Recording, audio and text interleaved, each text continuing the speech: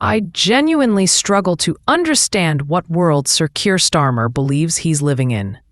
His remarks this morning were so detached from political reality that they raise serious questions about his judgment. We'll go through exactly what he said in a moment, and you'll see why so many inside Westminster are now questioning his grip on events. We'll also review several key updates from across the United Kingdom. But before we get into the details, please do hit the like button and subscribe to the channel for more independent political analysis. Now here's the main point worth noting. This morning, Sir Keir Starmer attempted to shut down rumours. Look at the numbers. The latest opinion polls show Labour sliding, hemorrhaging support on both flanks.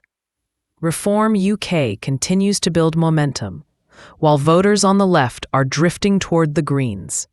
It's a clear sign of frustration and fragmentation. If you asked political bookmakers right now, many would wager that Nigel Farage's movement could soon become a decisive force in British politics, perhaps even within striking distance of Downing Street itself.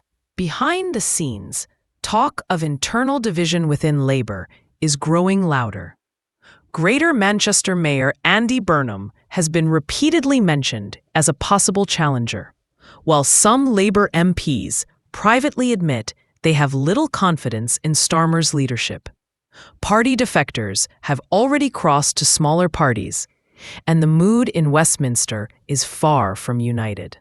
Still, Starmer insists he's secure, unshaken, and determined to carry on. And here's what GB News reported. Starmer has dismissed speculation about his future, as the Labour leader has suggested he plans to remain in power for over a decade.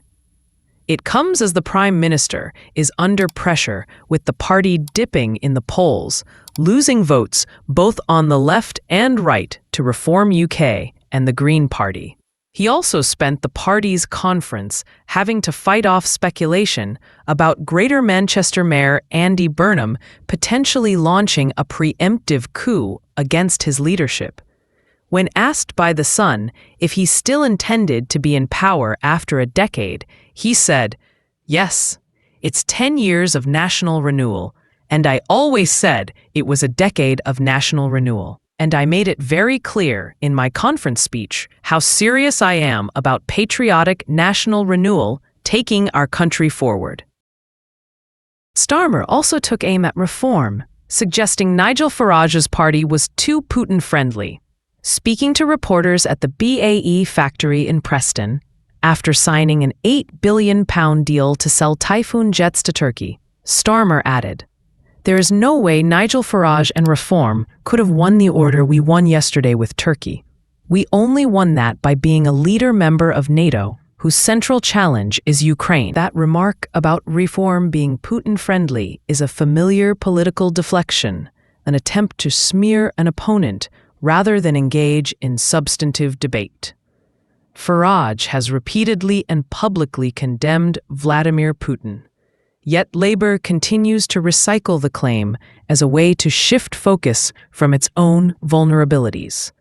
What's more revealing is the mindset behind Starmer's message. At a time when his party is visibly splintering and public trust is eroding, he speaks as though his position were unassailable. The insistence on a 10-year plan isn't confidence, it borders on denial. Within Labour circles, frustration is growing.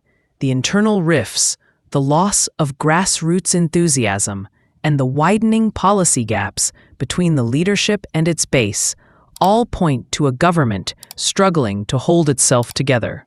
For Starmer to project such long-term certainty under these conditions, so when the Prime Minister talks about a decade of national renewal, the question is, renewal for whom?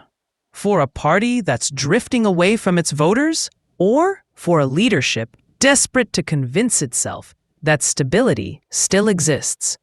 And if you want a clearer picture of how Britain truly stands under Starmer's leadership, well, look no further than the next segment. It says everything you need to know about the current state of this government. Illegal Somalian boat migrant was just convicted of randomly murdering a father of three. A Romanian migrant who stabbed an 11-year-old girl 8 times will not face attempted murder charges. And to top it all off, we just paid an illegal migrant paedophile predator an entire year's salary in his home country. And how seriously do you think our Justice Secretary, David Lammy, is taking all of it? Calamity Lammy strikes again. It's a national embarrassment. He has perfected the art of performative outrage to a T. Well, there you go. Those stories I just read have broken in the last 24 hours in this country. It was revealed this morning that the Ethiopian paedophile Hadush Kabatu was given what I'm calling an illegal migrant sex predator golden parachute payment. This dangerous sexual predator who assaulted a 14-year-old girl in Epping has been given £500 by our government. And before you roll your eyes, I just want to tell you what £500 works out to in Ethiopia. Well, it works out to 1,500 Ethiopian beer. I know that doesn't mean anything to any of you, but get this. That is the average salary of an Ethiopian, which is 100,600 Ethiopian beer. So despite all his crimes, we've just given him a year's salary so he can live like a king in Ethiopia. And in yet another insult to his young victim, Sky News are treating him like some sort of quasi-celebrity, jetting out to Ethiopia to do an exclusive interview with him. And I just want to remind them, this man is a convicted paedophile, not a movie star. We wouldn't be doing that at GB News, let me tell you that for sure. And do you remember the homeless Romanian migrant who allegedly headlocked an 11-year-old Australian girl, then proceeded to stab her 8 times right in the middle of Leicester Square in central London in broad daylight? Well, that psychopath pleaded guilty to wounding with intent to cause grievous bodily harm, but denied the charge of attempted murder. He will not face trial for attempted murder after the Crown Prosecution Service said they weren't pursuing it. This is despite the fact, I just want to remind you, that he is said to have stabbed an innocent child 8 times. It is shocking. Oh, and I'm not finished. In more news today, a Somalian boat migrant who was known to police in 4 countries randomly murdered father of 3, Govinda Singh Jahal, all because his asylum application was rejected. And that's what our court has heard, before he then calmly walked out of the bank where he committed his murder. I mean, for Christ's sake, how much more of this are we going to take? Should we just put up massive advertisements in every hellhole around the world that reads, "Come to Britain, get free accommodation and expenses paid for, skip the queue for NHS healthcare. Oh, and while you're here, some of you might molest and rape our women and children, and we'll just lock you up for a few months in a low security prison somewhere. And if you're unlucky enough to get caught and thrown in prison, you might win the weekly lottery and be one of the 5 people released early by accident. And even then, we'll just deport you back home and make sure you've got a year's salary to make sure you can live like a king." We have become a clown kingdom. There is no other way to describe it. And I'm sick to death. And genuinely, I'm sure many of you are at home as well, just becoming increasingly angry at the state of our country.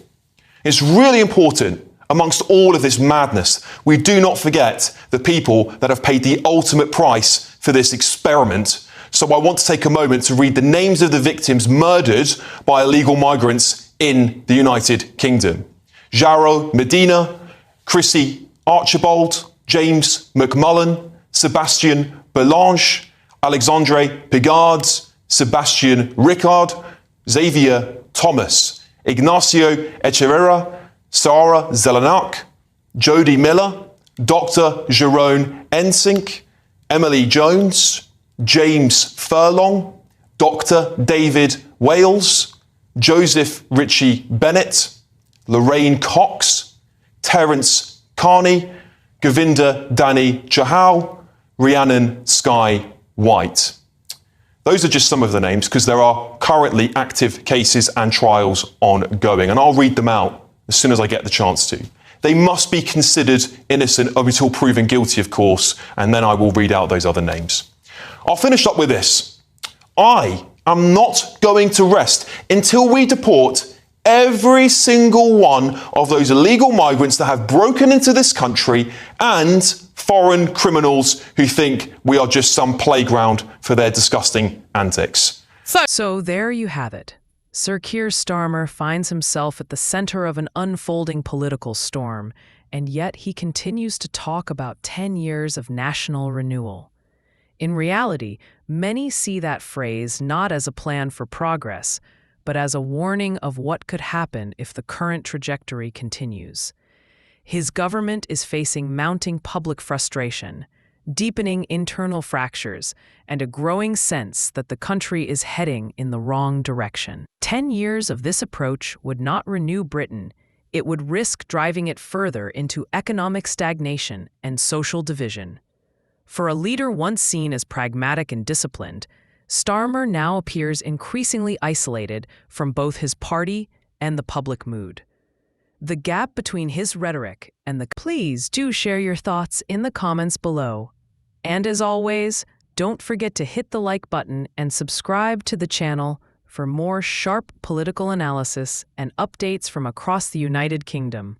Thanks for watching, and I'll see you next time. Take care.